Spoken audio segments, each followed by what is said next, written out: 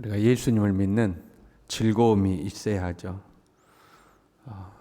새 마음과 새 영을 주셔서 율례와 규례를 지키게 하신다고 하셨거든요. 이것은 이제 거듭남을 말하는 거죠. 단순히 좀 좋아지는 것이 아니고 새 마음으로 거듭나는 것을 말하는 거죠. 그리고 그 거듭남이란 성령의 임재로 말미암아 이루어지죠. 그러니까 우리가 거듭난 사람들이고 새 마음과 새 영을 받은 사람들입니다. 그러니까 새 마음과 새 영을 주어 하나님의 율례와 규례를 지키게 하는, 이제 억지로 지키는 게 아니라 그 하나님의 율례와 규례를 지키는 것이 즐거움이 되도록 하는 거죠. 그러니까 오늘날 우리는 억지로 신앙생활 하는 사람들이 아니라 예수님을 믿는 것이 재미가 있어야 됩니다. 하나님을 섬기는 것이 즐거워야 정상인 거죠. 하기 싫은데 어쩔 수 없이 억지로 하는 것은 그는 하나님의 이 은혜로 사는 것이 아니죠. 간혹 가다가는 우리가 피곤할 때 어쩌다가 한 번씩 아이고 오늘은 하기 싫다 뭐 그럴 때가 있지만 기본적으로 우리는 교회에 나오는 것이 즐겁고 하나님을 예배하는 것이 즐겁고 하나님을 찬양하는 것이 즐겁고 즐거워야 하는 거죠. 만약에 하나님의 말씀대로 사는 것이 억지로라면 여러분 천국 가도 즐겁지가 않는 겁니다. 천국은 하나님의 완벽한 통치가 이루어지는 거죠. 그러니까 하나님의 말씀대로만 사는 것이 천국 아닙니까? 근데 하나님 말씀대로 사는 것이 재미가 없어. 그럼 천국이 재미가 없는 곳이 되겠죠. 그래서 예수님을 믿는 우리는 이 하나님 말씀대로 사는 것이 즐거워야 되는 겁니다. 본문은 이스라엘의 회복을 선언하는 말씀이죠. 이 말씀은 1차적으로 포로에서 귀환하는 이스라엘에 대한 겁니다. 막대기가 하나가 되는 것은 남과 북으로 갈라진 이스라엘이 다시는 나뉘지 아니할 것이다. 통일 왕국이 될 것이다 하는 것을 이제 의미하죠. 포로에서 귀환한 이스라엘이 하나로 회복되는 거죠. 그러나 거기에서 멈추지는 않아요. 그러니까 이 말씀이 의미하는 바가 포로에서 귀환한 이스라엘이 통일 왕국이 될 것이다. 하나의 민족이 될 것이다. 거기에서 멈추지 않죠. 거기에서 멈춘다면 문제가 존재해요. 24절에요. 내 종 다윗이 그들의 왕이 되리니. 다윗의 후손 중에 왕이 나온다는 말씀으로 이해할 수가 있죠. 그러나 25절에 보면 내가 내 종 야곱에게 준 땅 곧 그의 조상들이 거주하던 땅에 그들이 거주하되 그들과 그들의 자자손손이 영원히 거기에 거주할 것이요. 영원이라는 단어가 등장합니다. 영원히 그 땅에 거주할 것이다. 영원히 거주할 것이다. 이 단어가 또 등장해 26절에 내 성소를 그 가운데 세워서 영원히 이르게 하리니. 하나님의 성전을 세우고 그 성전이 영원할 거라는 거예요. 28절에는요. 내 성소가 영원토록 그들 가운데 있으리라. 그러니까 다윗의 왕이 영원하고 그 땅에 영원히 거주하고 하나님의 성전을 그 땅에 세우는데 영원할 것이다. 이제 이렇게 되는 거죠. 근데 우리가 이스라엘의 역사를 자세히는 몰라도 그나마 알고 있잖아요. 포로 귀환 후에도 이 성전을 재건하지만 다시 역사 속에서 성전이 무너지고 이스라엘 백성들도 그 땅에 영원히 사는 것이 아니라 패망하여서 뿔뿔이 흩어지죠. 그러니까 단순히 포로 귀환한 이스라엘 백성들에게만 관련된 말씀은 아니다 하는 거죠. 이 말씀을 문자 그대로 해석하려는 사람들도 있습니다. 이것이 종말에 이루어질 사건이라고 해석하는 거죠. 영원한 왕, 영원한 성소는 예수님이 재림하실 때에 이루어질 하나님의 나라죠. 그렇잖아요. 예수 그리스도가 영원한 왕이시고 영원한 나라는 예수 그리스도가 세우신 나라고 영원한 성전은 하나님 나라에 있는 성전인 거죠. 그래서 이 말씀은 종말의 때에 이루어질 말씀이다 이렇게 보기도 하는 거예요. 그렇다면 유대인들이 하나님께 돌아와야 되는 거죠. 그렇잖아요. 흩어진 이스라엘 백성들을 돌아오게 하신다고 하셨잖아요. 정통 유대인들이 하나님께로 돌아오면 예수님께서 다시 오신다 이제 이렇게 해석하는 사람들이 있습니다. 이 사람들은 유대인들을 전도하려고 무진장애를 쓰는 거죠.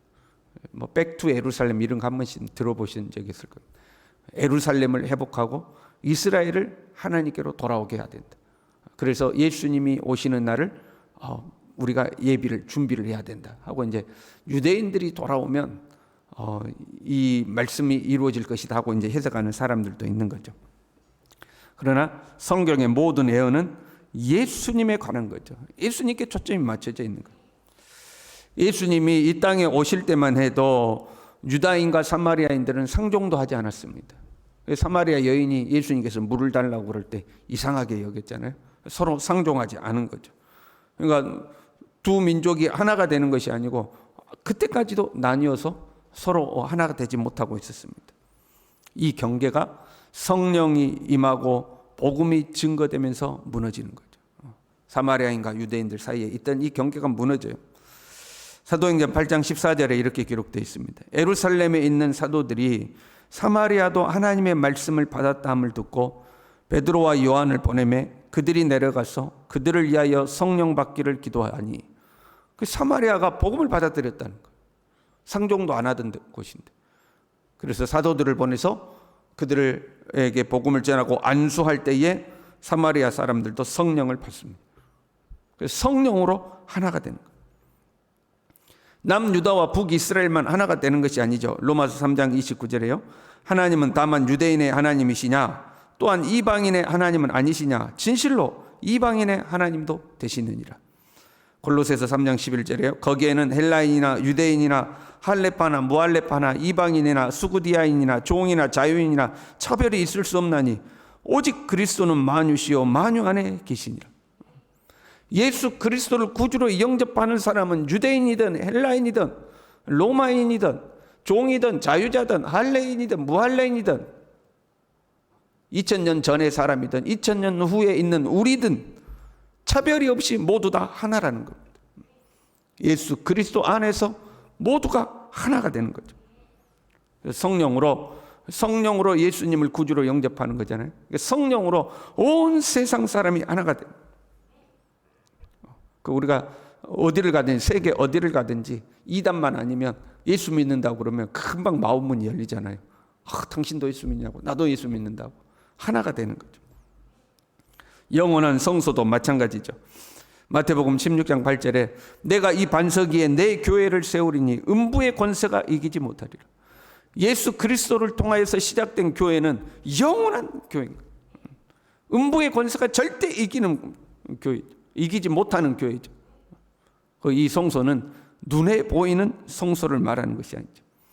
너희가 하나님의 성전인 것과 하나님의 성령이 너희 안에 거하시는 것을 알지 못하느냐. 예수 그리스도를 구주로 영접한 사람들 안에 이루어지는 성전. 성전이란 하나님의 집이잖아요. 하나님의 집이란 하나님이 계신 곳을 하나님의 집이라고 그러잖아요. 그런데 우리를 하나님의 성전 삼고 하나님의 성령이 우리 안에 오신 거죠. 우리가 하나님의 집이 된 거예요. 우리 안에 예수님을 구주로 영접한 우리 안에 이루어진 하나님의 성전, 이것은 영원한 성전이죠. 물론 종국에는 하나님의 나라에서 이루어질 성전이기도 하죠. 계시록 21장 3절에요.